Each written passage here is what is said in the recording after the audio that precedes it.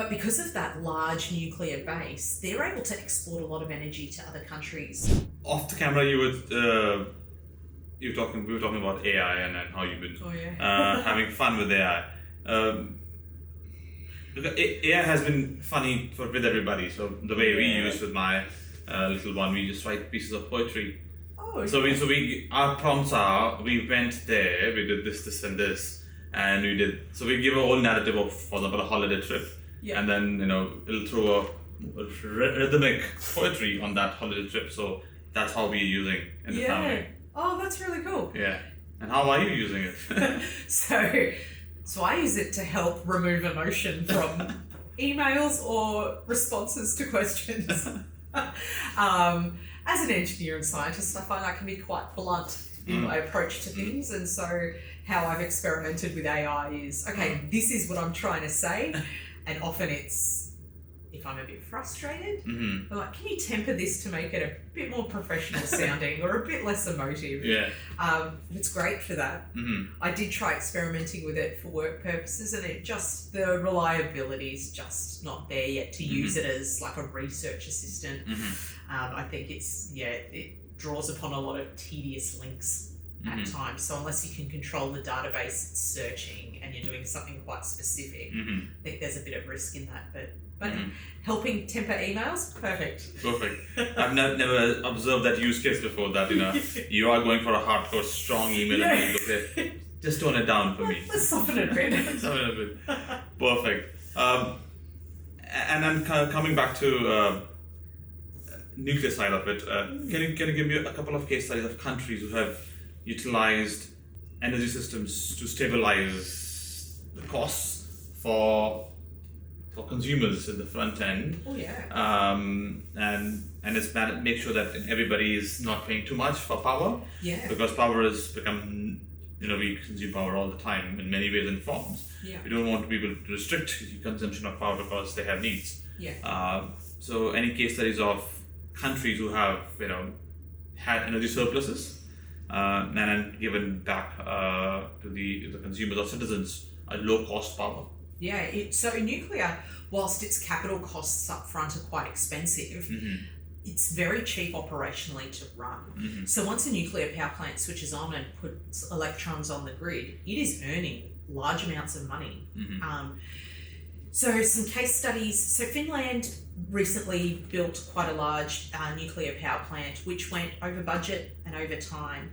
But as soon as it was delivering electrons on the grid, the power bills in Finland went down. And that's because it was putting reliable electricity onto a grid, reducing their reliance to import energy from other systems. France is another case study. So France has got quite a heavy penetration of nuclear in its energy system. It does have renewables as well, and the nuclear supports those renewables. But because of that large nuclear base, they're able to export a lot of energy to other countries surrounding them and earn money off that, which means that the French population actually doesn't pay a lot in regards to its electricity prices. And so what you see with nuclear, because it is an enduring energy system, you're not talking about a 20-year and you're having to replace, you're talking 60, 80, for even some power plants, they're thinking up to 100-year lifetime where it'll be producing electricity. And with its operational costs really being people to run the reactor, fuel is a very low cost there.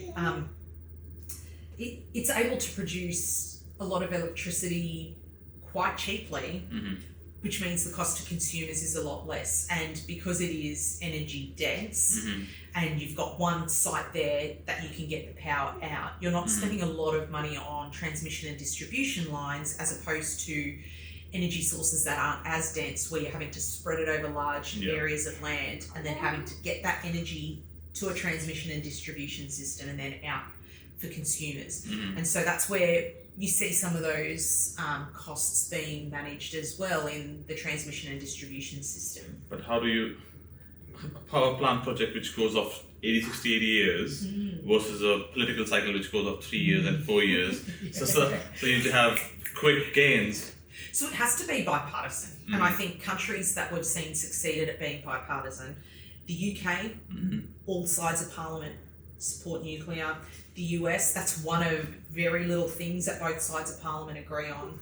in Finland, it was actually the Finnish Greens Party that brought nuclear to the table because they wanted to reduce the carbon footprint and saw nuclear as that viable option. And so if we're going to do this seriously in Australia, it needs to be bipartisan. And to be honest, I'm not a political analyst, but Nuke Jazz can see the benefits for all political parties. It's got strong jobs, high-paying jobs, highly unionised jobs, which is a very Labor voter base. It is green, clean energy, which supports a Greens push. And then from a Liberal coalition perspective, it supports big business and industry.